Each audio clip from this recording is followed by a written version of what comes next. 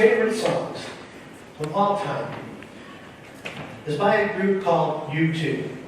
Maybe you've heard of them. And the name of the song is 40. Anybody familiar with that song? It's a very short, simple song that comes directly from Psalm 40, which was our responsorial song today. And the song starts out just like the psalm does.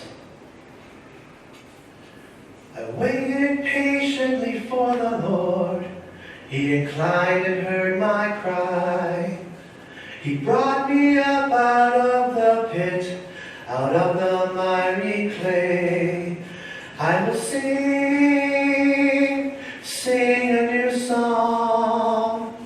I will sing, sing a new song. And it goes on from there. And I love how the music just brings the song to life. And it gives me hope, which is what Scripture should do. And every time I hear that song, I can't help but sing along. And my spirit soars, and I feel as if God were lifting me up. Literally. Well, in our first reading, Jeremiah, he's in a pit.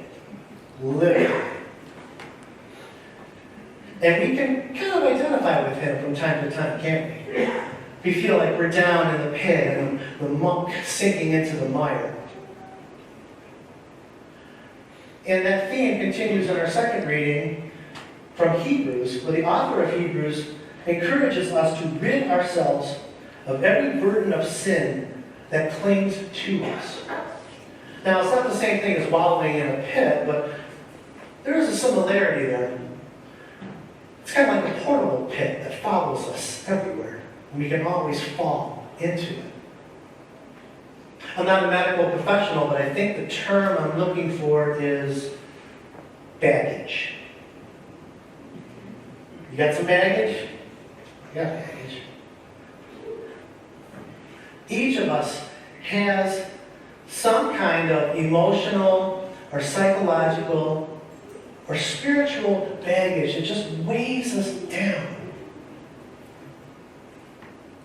And it's kind of like an ugly sludge on us. We just want to get it off. Just want to get off me. And we need to get that off. But how do we do that? How do we get rid of that? Well, the first thing I can think of, and might be a little bit on the nose, is ask God for help. Right? But not just ask God for help. Cry out to God.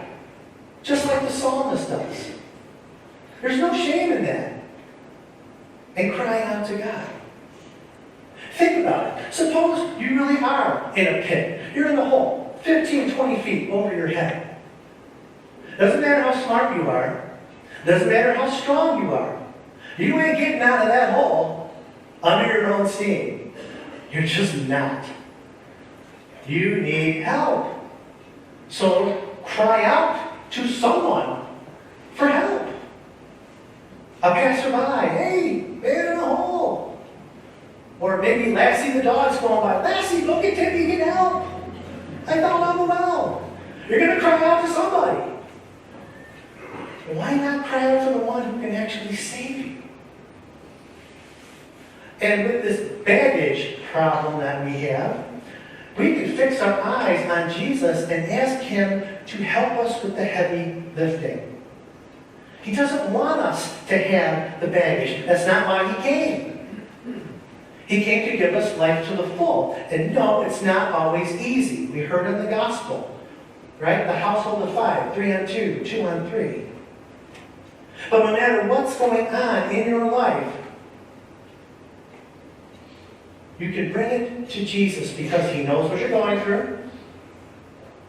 And He is just waiting to set you free time and time again.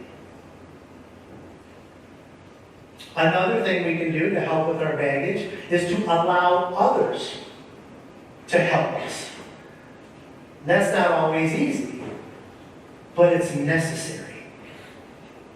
Now, if it's a matter of sin, I can't think of a better way to move forward than to go to reconciliation and actually verbalize the sin and name it and get it out into the light so that you can deal with it properly. And when the priest gives you absolution, hear Jesus speaking the words through the priest and listen to what Jesus says. How he gives you forgiveness and pardon and peace. That can make all the difference in lightening your load. Now, if it's not necessarily a matter of sin, but something very bad or hurtful that was done to you or that happened to you, maybe last week, maybe last year, or 50 years ago, it doesn't matter. Talk to someone. Talk to someone. A good friend. A trained professional, maybe. Or someone here at the parish, Father Tom, or myself. That's why we're here. To listen and to help you. Because when we take these horrible, painful, hurtful things and we bury them deep in our heart and in our soul and in our guts, these things will rise up and in turn bury us every single time. Talk to someone. And don't forget the great cloud of witnesses we heard about in our second reading. The communion of saints. Those who have gone before us in the faith. They've been there, they've done that. They know what we're going through. Ask the saints to intercede for you. Saints with a capital S. St. Rita. St. Francis de Sales. St. Timothy. Whoever it is. But don't forget saints with a small s. Those who have gone before us in the faith. Maybe your spouse that died. Or your parents. Or children, or a family member, or a good friend. As Catholics, we talk about the communion of saints and we say we believe in it. So if we believe in it, let's tap into that resource. And ask those who have gone before us to help us with our baggage. But I think the biggest obstacle that we have in handling our baggage is we can adopt an attitude of, you know what? I'll carry it. I got this. I don't need any help from the Lord or from any of you. I'll do it myself. And what we do is we hang on to our baggage and we hang on to our pain like it means something so that we can always fall back on it when things get hard. That's not what Jesus wants us to do. He wants us to give it up, to let Him help, to completely surrender and let it go. And to let the Lord love you. Now, if you're like me, sometimes in your life you may think, oh, I don't know why God loves me. God doesn't love me. That's a lie.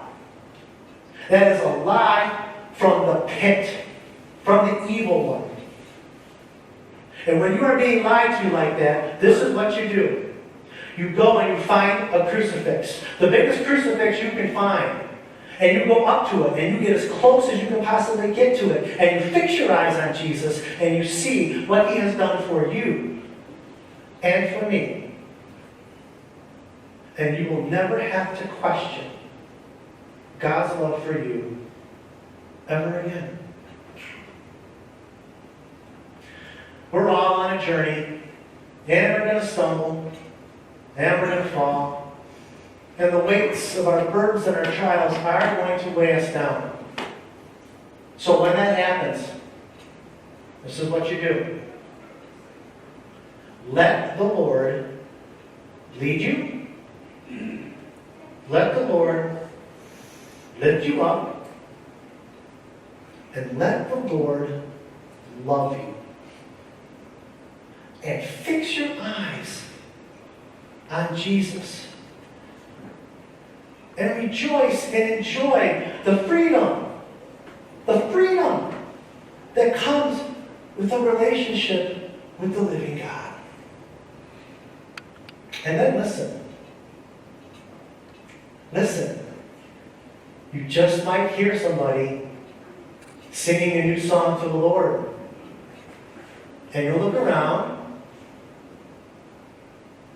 and it will be you.